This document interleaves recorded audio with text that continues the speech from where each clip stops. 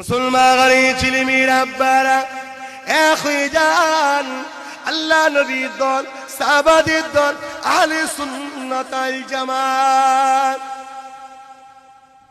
এ যুবকেরা, ১,৫০০ কিছু কম বেশি আগে আল্লাহ নবী যখন বিদায় হজে গিয়েছিলেন, আল্লাহ নবী জানিয়েছিলেন আনা খাতিমুন নবী, আমি শেষ নবী, আমার পরে কোনো নবী আসবে না, আখিরি নবী আমি, আমার পরে কোনো রাসূল আসবে না।